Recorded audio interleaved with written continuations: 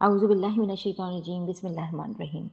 سورہ آل عمران آیت نمبر 23، اس کی تفسیر میں جو تھوڑا بہت مطالعہ میرے پاس ہے میں اسے رکھتی ہوں۔ سورہ آل عمران آیت نمبر 23، الم ترا، کیا تم نے دیکھا نہیں، الی الذین، ان لوگوں کی طرف، کن لوگوں کی طرف، اوتو، جو دیے گئے، کیا دیے گئے، نصیباً، ایک حصہ، نون صاد بے نصب، نصب کا مطلب ہوتا ہے گاڑنا، اور نصیب کا مطلب ہوتا ہے نشان کے طور پر گاڑا ہوا پتھر۔ نصیب سے مراد ایک معین حصہ ہوتا ہے۔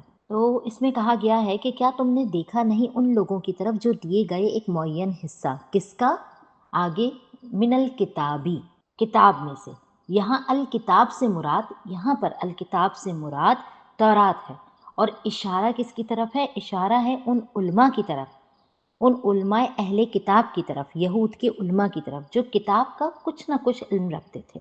تو گویا آسان الفاظ میں، کیا تم نے علماء اہل کتاب کو دیکھا ہے جن کے پاس کتاب کا کچھ علم ہے؟ ان کا حال یہ ہے، یدعونا الی کتاب اللہ، وہ اللہ کی کتاب کی طرف بلائے جاتے ہیں۔ یہاں کون سی کتاب سے مراد ہے؟ یہاں پر کتاب سے مراد قرآن حکیم، یعنی وہ قرآن حکیم کی طرف بلائے جاتے ہیں۔ کون سے علماء؟ جو تورات، یہود کی بات ہو رہی ہے یہاں پر، یعنی ان علماء کو جو تورات کا علم رکھتے ہیں، اس بات کی دعوت دی جاتی ہے کہ وہ قرآن پاک کی طرف رجوع کریں۔ کس لیے رجوع کریں؟ لِیَحْکُمَ بَیْنَہُم، تاکہ یہ کتاب ان کے درمیان فیصلہ کرے۔ لیکن ہوتا کیا ہے اس کتاب کا فیصلہ سن کر؟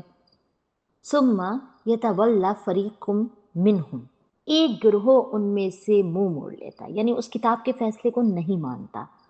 وَهُمْ مُعْرِضُونَ، اور ان کا حال یہ ہے کہ وہ منہ موڑنے والے ہی ہیں، وہ بے رخی کرنے والے ہی ہیں۔ اس آیت کے شان نزول میں ایک واقعہ بتایا جاتا ہے۔ حضرت عبداللہ بن عمر سے روایت ہے کہ انہوں نے حضور اکرم صلی اللہ علیہ وسلم کے پاس اپنے قبیلے سے ایک مرد اور ایک عورت کو لائے جنہوں نے زنا کیا تھا۔ حضور نے ان سے پوچھا، ان علماء یہود سے، کہ اگر تم میں سے کوئی زنا کرے تو اس کے ساتھ کیا معاملہ کرتے ہو؟ انہوں نے کہا کہ ہم اس کا منہ کالا کر کے اس کو مارتے پیٹتے ہیں۔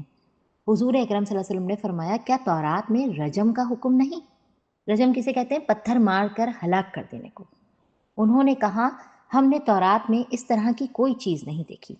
عبداللہ بن سلام جو پہلے یہودی تھے پھر مسلمان ہوئے، وہ پاس ہی تھے، کہنے لگے کہ تم لوگ جھوٹ بول رہے ہو، تورات لاؤ اور اسے پڑھو اگر تم سچے ہو۔ ان کا ایک بہت بڑا عالم جو تورات پڑھایا کرتا تھا، آیت رجم پر اپنا ہاتھ رکھ کر پڑھنے لگا، یعنی اس طرح کہ اس نے اصل جو حکم تھا اسے چھپا لیا اور باقی کو پڑھنے لگا، اس سے پہلے اور بعد کی عبارت پڑھ لی لیکن آیت رجم نہیں پڑھی۔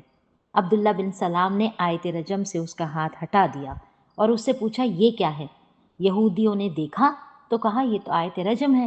پھر آپ صلی اللہ علیہ وسلم نے حکم دیا اور ان دونوں کو مسجد نبوی کے قریب جہاں جنازے رکھے جاتے تھے رجم کر دیا گیا۔ اس میں جو اہم بات ہے وہ یہ ہے کہ یہ حق کو چھپاتے تھے، یہ حق کو چھپاتے تھے۔ اور کیوں چھپاتے تھے؟ حق کو اس لیے چھپاتے تھے، نمبر ایک، انہوں نے اپنی عوام کو دین کی تعلیم دی ہی نہیں تھی، عوام کو جاہل رکھا ہوا تھا، اور اسی جہالت کی وجہ سے عوام غلط کام کرتی تھی ان کی۔ پھر جب غلط کام کرتے اور اپنی غلطیوں پر آ کر ان سے فتوے لیتے تو پھر عوام کی مرضی اور پسند کے فتوے دے دیتے تھے، اللہ کی کتاب کو چھپا دیتے تھے، اس سے منہ موڑ لیتے تھے اور وہی باتیں کرتے جو لوگوں کی مرضی ہوتی تھی۔ تو اسی طرح انہوں نے اس سزا میں بھی تخفیف کی اور اللہ کا حکم چھپا کے اپنی منمانی کی بات کو عام کیا اور اسے دین بنا دیا۔ اور جب نبی کریم صلی اللہ علیہ وسلم اس دنیا میں تشریف لائے اور اصل حکم کو اجاگر کیا تو انہوں نے منہ موڑ لیا، جیسے کہ اس آیت میں لکھا ہے، وَهُمْ مُعْرِضُونَ، کہ یہ منہ موڑنے والے ہی ہیں۔ ہمارے ساتھ جڑے رہنے کے لیے ہمارا چینل سبسکرائب کریں۔